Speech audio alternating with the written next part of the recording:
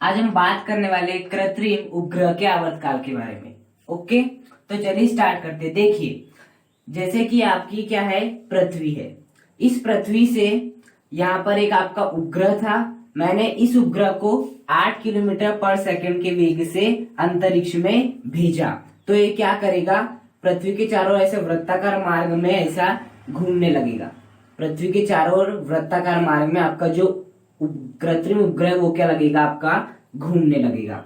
Okay, तो जब ये जिस वृत्ताकार मार्ग में घूमता है उसे क्या कहते हैं, हम कक्षा कहते हैं। तो आपका कृत्रिम उपग्रह एक वृत्तीय कक्षा में घूमता है और इस वृत्तीय कक्षा की जो चाल होती है v, वो कितनी होती है आपकी √gm/r होती है। कितनी होती है, √gm/r होती है। यदि हम ये इतनी डिस्टेंस पे स्थित हो, आपका r दूरी पर यदि स्थित हो आपका कोई उपग्रह, कृत्रिम उपग्रह पृथ्वी से के केंद्र से, तो उसके लिए जो कक्षीय चाल का मान होगा वो कितना होता है, v √gm/r। अब देखिए कृत्रिम उपग्रह का आवर्तकाल। देखिए ये क्या कर रहा है, आपका वृत्ताकार मार्ग में घूम रहा है और वृत्ताकार मार्ग में यदि कोई भी पिंड घूमता है तो उसका आवर्तकाल अवश्य निकलता है। आवर्तकाल क्या होता है, एक चक्कर लगाने में कुल समय हमें कितना लगा है। तो एक प्रकार से आवर्तकाल क्या, एक प्रकार का समय है। बस वो कौन सा समय है कि यदि इस कृत्रिम उपग्रह ने यहां से स्टार्ट किया तो इसे पूरा एक चक्कर ऐसे पूरा करने में जो भी समय लगा, एक चक्कर पूरा करने में जो भी समय लगा वही क्या कहलाएगा, आपके कृत्रिम उपग्रह का आवर्तकाल कहलाएगा। तो उसी के बारे में हम चर्चा करने वाले। देखिए, जो आपका कृत्रिम उपग्रह का आवर्तकाल है, यदि मैं इसे टी मानूं तो आपका जो हम सभी जानते हैं जो आपका चाल बराबर होता है वो कितना होता है, आपका दूरी बटे समय। चाल बराबर होता है दूरी बटे समय। अब यहाँ से यदि मैं समय का फॉर्मूला निकालूं तो क्या करूंगा, मैं समय को इधर भेज दूंगा तो क्या हो जाएगा, आपका चाल गुणा समय बराबर दूरी। इतना हो जाएगा। मैंने समय को इधर भेज दिया। अब मुझे केवल समय का मान चाहिए क्योंकि आवर्तकाल एक प्रकार से समय ही है। तो मैं इस चाल को इधर भेज दूंगा। अभी चाल गुणा में है, इस यहाँ पर आएगी तो भाग में आ जाएगी। तो आपका समय का सूत्र कितना आ गया, दूरी बटे चाल। कितना आ गया आपका, दूरी बटे चाल। और ये समय ही क्या है, आपका आवर्तकाल है। तो इस समय के स्थान पे टी। अब हमें देखना है दूरी। देखो, जब आपका ये जो कृत्रिम उपग्रह एक चक्कर पूरा कर लेगा, ऐसे एक चक्कर पूरा कर लेगा तो कितनी दूरी तय कर लेगा, कितनी दूरी तय कर लेगा, 2πr दूरी कर लेगा। 2πr। अब मैं ऐसा क्यों बोल रहा हूं, देखो ये एक प्रकार से कौन सा मार्ग है, आपका वृत्तीय मार्ग है। और वृत्तीय मार्ग है मतलब एक प्रकार से आपका वृत्त है। और यदि मैं बात करूं वृत्त की परिधि की, तो वृत्त की परिधि कितनी होती है, कुल मिला के 2πr। वृत्त की परिधि का फॉर्मूला ये होता है 2πr। अब इस कृत्रिम उपग्रह ने एक चक्कर लगाया इस मार्ग का, मतलब कि इसने वृत्त की परिधि को पूरी तरह से तय कर लिया। और वृत्त की परिधि कितनी होती है, 2πr। मतलब इसने कुल कितनी दूरी तय कर लिया, आपकी 2πr दूरी तय कर लिया। तो मैं इस दूरी के स्थान पे लिख दूंगा 2πr।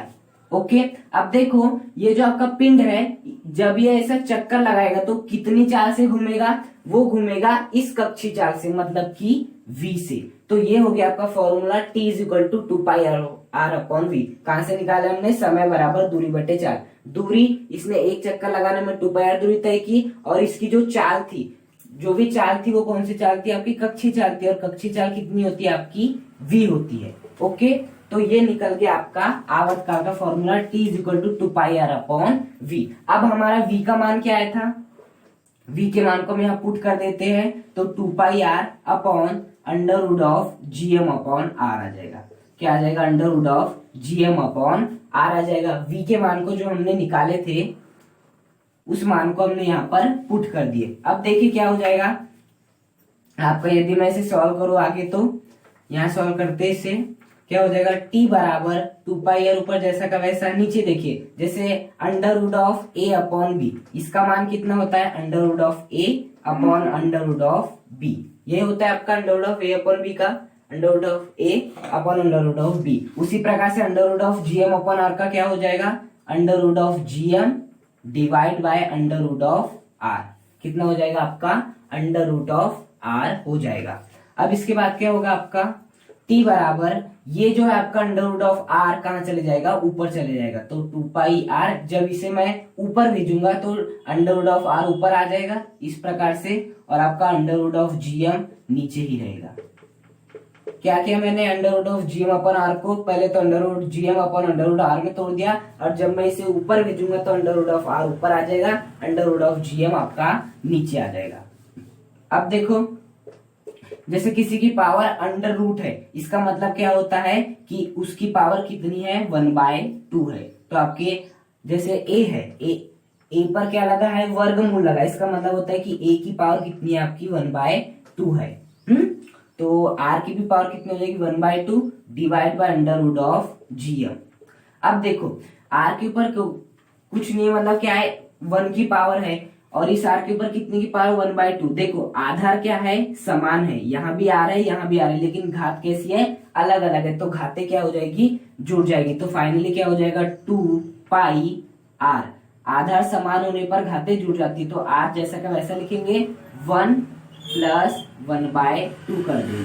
क्या कर देंगे, 1 + 1/2, घातें आपकी जुड़ गई, 1 + 1/2, और अंडर रूट ऑफ जीएम आपका जैसा का वैसा।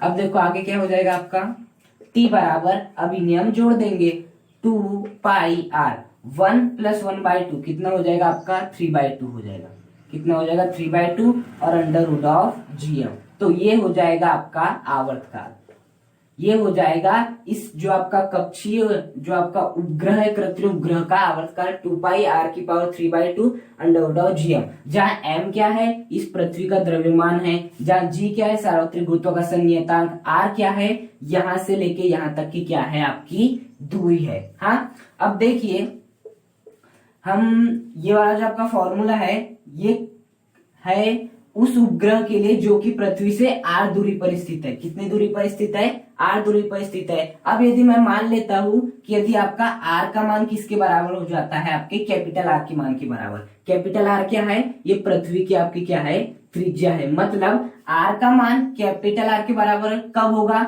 जब ये लगभग पृथ्वी की सतह के बहुत पास स्थित होगा। कहाँ होगा, पृथ्वी की सतह के बहुत पास स्थित होगा, तब इस उपग्रह का आवर्तकाल क्या होगा वो देख लेते हैं। हमें क्या करना है, जहां जहां r है उसके स्थान पे बस आपको कैपिटल R लिखना है। तो जब आपका उपग्रह पृथ्वी के बहुत ही निकट होगा, हाँ, जैसे कि आपका भी उपग्रह कितनी दूरी पर स्थित है, पृथ्वी के केंद्र से r दूरी पर स्थित है, तो फॉर्मूला कितना निकला, 2πr⁴ under root of GM.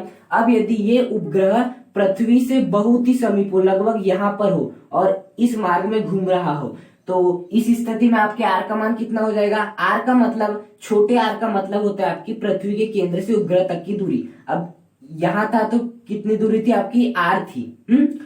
अभी ये जो आपका उपग्रह कहाँ आ चुका है, बहुत ही पास आ चुका है पृथ्वी से, और लगभग इतने पास वो चक्कर लगा है। तो देखिए r का मान क्या हो जाएगा इस परिस्थिति में, लगभग r का मान हो जाएगा इतना।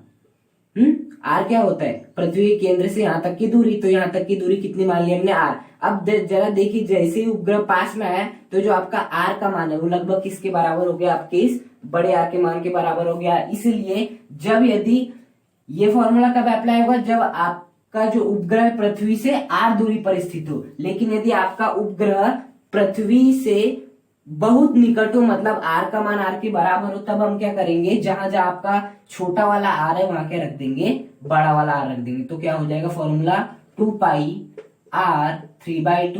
Divide by under root of GM. ये हो जाएगा आपका कब आवर्तकाल, जब आपका जो उपग्रह है वो पृथ्वी के बहुत निकट हो। पृथ्वी के बहुत निकट होगा तो आपका r का मान लगभग इस कैपिटल R के बराबर हो जाएगा। तो ये उस समय का आवर्तकाल है जब पृथ्वी के बहुत निकट हो उपग्रह, और ये उस समय का आवर्तकाल है जब जो आपका उपग्रह पृथ्वी से क्या हो, बहुत अधिक दूरी पर स्थित हो। तो हमने क्या देख लिए, कृत्रिम उपग्रह का आवर्तकाल।